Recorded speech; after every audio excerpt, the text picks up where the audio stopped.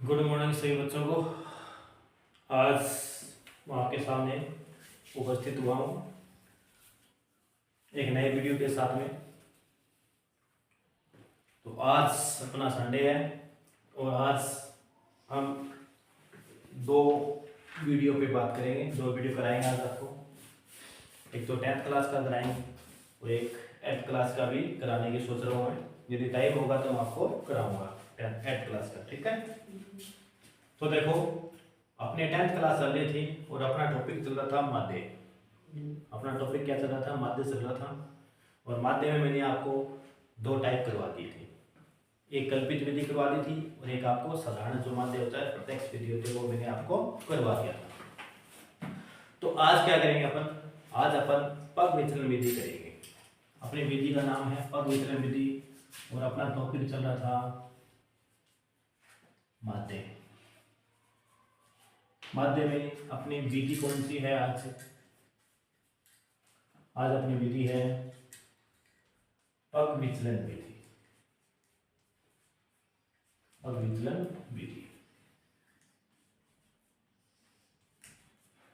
Same के same मान लो कल्पित विधि की तरह है, बस इसमें थोड़ा सा डिफरेंस है। यदि इसको कल्पित विधि समझ में आ गई ना तो वो पग विचलन विधि आराम से कर सकता है, ठीक है। तो देखो, मैं आपके सामने एक क्वेश्चन लिख रहा हूं। वर्ग लिख दिया मैंने 2 से 4, 4 से 6, 6 से 8, 8 से 10, 10 से 12 और 12 से 14, ठीक है। लिख दिया मैंने। और अब मैं आपके सामने लिख रहा हूं f1 का मान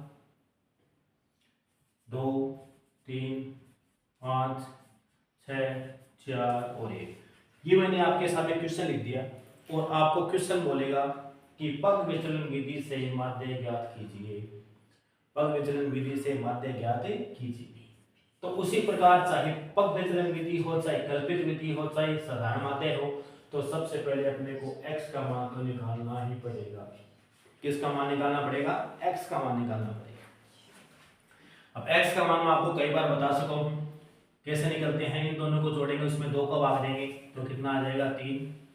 यहाँ पे कितने आ जाएगा? फिर 5।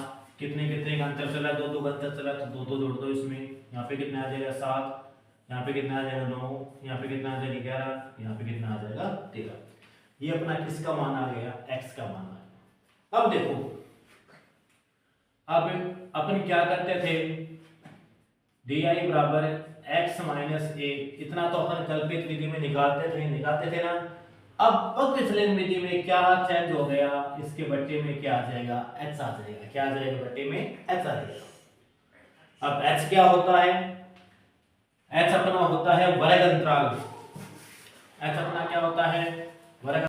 तो देखो, h होता है वर्ग अंतराल और a मैंने आपको कल भी बताया था कल्पित माध्य। तो a का मान किस में से मानेंगे? a का मान मानेंगे x में से मानेंगे, ठीक है। अब x में से मैंने बताया था 1, 2, 3, 4, 5, 6 संख्या आ गई। अब की बार आ गई ना, तो a का मान कोई भी मान लो। तो मैंने क्या मान लिया? a का मान 3 मान लिया। a का मान मैंने कितना मान लिया? 3 मान लिया, ठीक है। अब h का मान कैसे मानेंगे? तो h होता है वर्ग अंतराल, यानी कितने कितने का अंतर चल रहा है इन दोनों के बीच में, कितने कितने का अंतर चल रहा है। तो कितने कितने का अंतर चल रहा है? अपना 2 का अंतर चल रहा है। तो h का मान अपना कितना हो गया? 2 हो गया। h का मान कितना हो गया? 2 हो गया, ठीक है ना। तो याद रखना, h को क्या बोलते हैं? वर्ग अंतराल बोलते हैं, ठीक है ना। तो h का मान अपना कितना हो गया? h का मान अपना हो गया 2, ठीक है। देखो, अब इस फॉर्मूले में रखेंगे। देखो, आपको एक रख के बता देता हूं मैं। di बराबर x माइनस a बटे में h। तो x का मान पहला कितना है? 3 माइनस a का मान कितना माना? 3 बटे में h का मान कितना है अपना? 2 बटे में कितना आ गया? 2। क्यों? क्योंकि h का मान 2 है।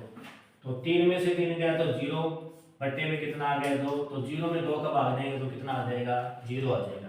तो पहला di का मान कितना आ गया? अपना 0 आ गया, ठीक है। अब h का मान कितना रखना अपने को? 5 रखना है। तो यहाँ कितना रख लूंगा मैं? 5। 5 में से 3 गया तो कितना बच गया? 2।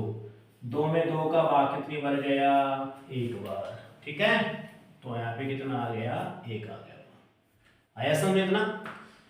फिर देखो x का मान कितना रखना है, 7 रखना है। तो 7 रखेंगे तो 7 में से 3 घटाएंगे तो कितना बचेगा, 4। 4 में 2 का भाग देंगे कितनी बार जाएगा, 2 बार जाएगा। तो यहाँ कितना आ गया, 2 आ गया, ठीक है। फिर देखो आगे, फिर x का मान कितना रखेंगे, 9। तो 9 में से 3 घटाएंगे तो कितना बचेगा, 6 बचेगा। 6 में 2 का भाग कितनी बार जाएगा, 3 बार जाएगा। फिर कितना रखेंगे, 11। 11 में से 3 गया तो कितना बचेगा, 8 बचेगा। 8 में 2 का भाग कितनी बार जाएगा, 4 बार जाएगा, ठीक है। फिर देखो 11 में से 3 घटाएंगे तो कितने, 13 में से 3 घटाएंगे तो कितना बचेगा, 10 बचेगा। 10 में 2 का भाग कितनी बार जाएगा, 5 बार जाएगा। तो ये मैंने किसका मान निकाल लिया, डी का मान निकाल लिया। आया इतना समझ में। अब देखो आगे, अब इतना निकालने के बाद में क्या करते हैं, इसको इससे गुणा करते हैं। तो गुणा कर दो, एफ आई को गुणा किससे करेंगे, डी आई से गुणा करेंगे। तो 2 को 0 से करेंगे तो 0, 3 को 1 से करेंगे तो 3, 5 को 2 से करेंगे तो 5 दूनी 10, 6 को 3 से करेंगे तो 6 तिया 18, 4 को 4 से करेंगे तो 16, 1 को 5 से करेंगे तो 5, ये ठीक है। अब अपना काम तो वही है, देखो इसमें सारी के सारी प्लस की संख्या आ गई अपनी, ठीक है। तो एक साथ जोड़ देंगे सभी को, तो जोड़ेंगे तो sigma F I D I बराबर, और इसको जोड़ेंगे तो सिग्मा एफ आई, ठीक है। जोड़ दो, देखो 1 और 4 5, 5 और 6 11, 11 और 5 16, 16 और 3 18, 16 और 3 19, 19 और 2 कितने हो गए, 21, ठीक है। अब देखो 5 और 6 11, 11 और 8 19, 19 और 3 22, 22 का 2 असल पाई 2, 1 2 3, 3 और 2 कितने हो गए, 5। इसको जोड़ने पे कितना आ गया, 52 आ गया। अब क्या करना, सूत्र लगाना। देखो माध्य को x बार से लिखते हैं बराबर, क्या होता है, कल्पित विधि में क्या सूत्र लगाया था, a plus sigma F I D I बटे में सिग्मा एफ, इतना लगाया था ना। लेकिन इसके साथ में अब की बार क्या लगाना है, गुणा में h लगाना है, ठीक है। तो देखो a का मान कितना माना, 3 माना, plus sigma F I D I का मान कितना आ गया, 52, और सिग्मा एफ आई का मान कितना आ गया, 21, और गुणा में h का मान अपना कितना है, 2 है। बस इसको सोल्व करना है। देखो 3 का तो 3 लिख दो। अब क्या करेंगे, इसको इससे गुणा करो आप सीधा ही, ठीक है। तो कितना आ जाएगा, 104 बट्टे में कितना आ गया, 21। अब 104 में किसका भाग दे देंगे, 21 का भाग दे दो। देखो 21 का भाग दे दो, तो 21 तिया 21 84, 21 पंजा 105 होते हैं, बड़ा हो जाएगा तो 4 बढ़ जाएगा। 21 24 84 कितना बच गया, 0 2 20 बच गया, भाग जाता नहीं है पॉइंट। यहाँ पे कितना बता लेंगे, 0। 21 ढाई कितने होते हैं, 210, तो 9 बढ़ जाएगा, कितने बढ़ जाएगा, 9 बढ़ जाएगा लगभग। तो भाग कितनी बढ़ गया, 3 प्लस 4.9 बढ़ गया। अब मैंने कल भी आपको बताया था क्या, कि पॉइंट के इधर वाली जो संख्या होती है ना, वो इस संख्या में जोड़ दो आप। तो 3 में 4 जोड़ेंगे तो कितना आएगा, 7, और पॉइंट में कितना आ गया, 9। तो ये इसका क्या आ गया, अपना आंसर आ गया। ये अपनी क्या है, पग विचलन विधि अपनी। ये कौन सी विधि अपनी, ये पग विचलन विधि है। जिसको कल्पित विधि समझ में आ गई, उसको पग विचलन विधि समझ में आ गई। बस अंतर कितना है, डिफरेंस कितना है, अपना अंतर h का है सिर्फ, ठीक है। यहाँ पे h का अंतर है, तो यहाँ पे भी किसका अंतर है, h का अंतर है, ठीक है। तो ये अपनी क्या है, पग विचलन विधि है, ठीक है। तो देखो मैंने आज आपको माध्य का टॉपिक कंप्लीट करवा दिया पूरा का पूरा, ठीक है।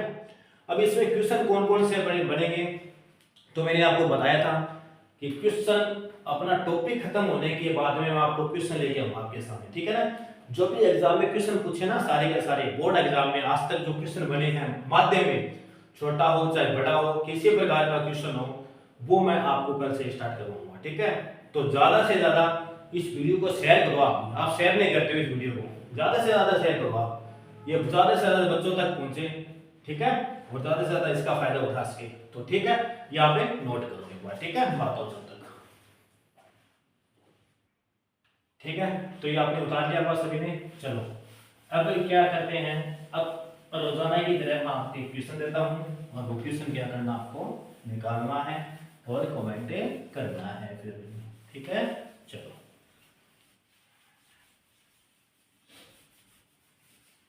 रोजाना की तरह मैं आपको क्वेश्चन दे देता हूँ।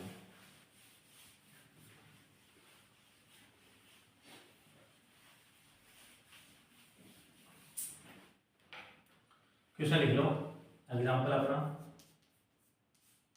एग्जाम्पल